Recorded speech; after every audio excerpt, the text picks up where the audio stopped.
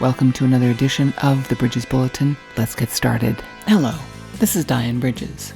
In this coaching session, I want to discuss emotional stress and being condescending and the link between the two. And I'll start by telling a quick story about what happened with a friend just the other day. We were pulling into a parking lot together, and a woman, probably 60-ish and a little bit overweight, she was limping a little bit, and then she had a small dog in front of her who was also limping. And they were crossing in front, and we had to wait until they had passed to get into the parking lot spot. My friend rolled down his window, and the woman said, "She's not doing well," and pointed at her dog. And my friend immediately said, "Do you mean you or the dog?" And she kind of looked at him strange, and it hit me kind of oddly as well. I took it a little bit as a condescending statement, and I know my friend to be actually very respectful, so it took me a bit aback, and clearly it did with this woman too.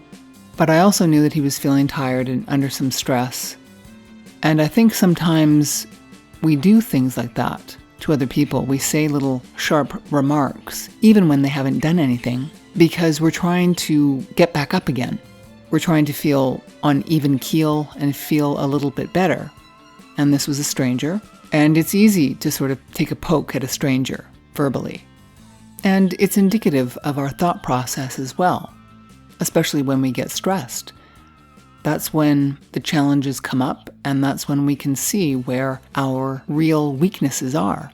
And it gives us the opportunity to grow, because then we become more conscious, and therefore we can make deliberate decisions on what to say or not to say, and own the fact that we wanted to say something a little bit condescending, but chose not to because we're being responsible with our own stress, which is in our internal environment, which each one of us is responsible for.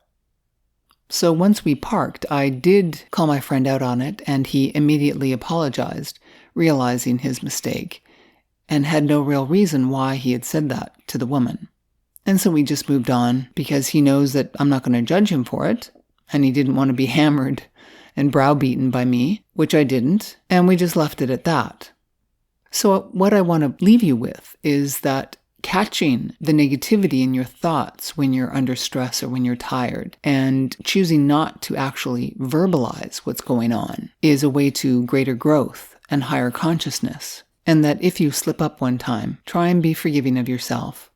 Small statements do run off most people's backs very easily, so there's no real harm done. This isn't about perfection. It's just about self-improvement, inch by inch, day by day. And so I wish you well. I hope that helps. Thank you for listening, and have a very sensual day.